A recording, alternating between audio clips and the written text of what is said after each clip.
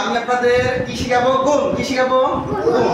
আর এই গুণ করার জন্য সর্বপ্রথম আমাদের কি জানতে হবে? নামতা। আমরা নামতা কত পর্যন্ত শিখেছি? 1 থেকে 8। আমাদের কি সবার নামতা মুখস্থ আছে ভালোভাবে? আছে। তো আজকে আমরা 1 নম্বর গুণ করুন ক। আচ্ছা 4 এর ঘরের নামতা আমরা কে কে পারি? হাত তুলো তো দেখি। কে কে পারি 4 এর ঘরের নামতা? পারি আমরা সবাই?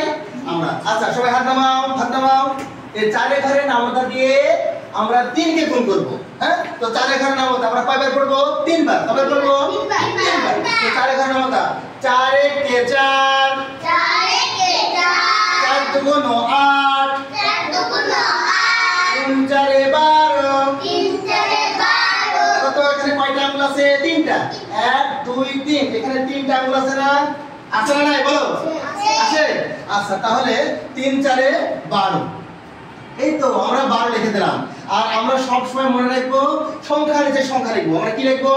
সংখ্যার নিচে সংখ্যা লেখার চেষ্টা করব। তাহলে ক নম্বরটা সবাই বুঝতে পেরেছেন? সবাই বুঝতে পেরেছেন? এবার আমরা খ নম্বর করব। আচ্ছা খ নম্বর করার জন্য 5 কে আমরা কত গুণ করতে হবে? 3 দিয়ে। 5 কে কত গুণ করতে হবে? 3। 3 এর ঘরের নামতা আপনাদের মনে আছে সবার? মনে আছে? তো 3 এর ঘরের নামতা আমরা কতবার পড়ব? 5 বার। কয়বার পড়ব? 5 বার। তাহলে শুরু করি। হ্যাঁ 3 এর ঘর 3 এ কে 3, 3 এ কে 3, 3 দুগুণ 6, 3 দুগুণ 6, 3 কে 9, 3 কে 9, 3 4 এ 12, 3 4 এ 12, 3 5 15। 3 5 15। দেখো তো 1 2 3 4 5 এখানে 5 এখানেও 5 আছে না নাই? তাহলে 3 5 কত হলো? 15। এই তো আমরা 15 এখন লিখে দিলাম। 1 10 5 15। তাহলে আমাদের ক হলো, খ হলো। এবার আমরা কি করব? ক।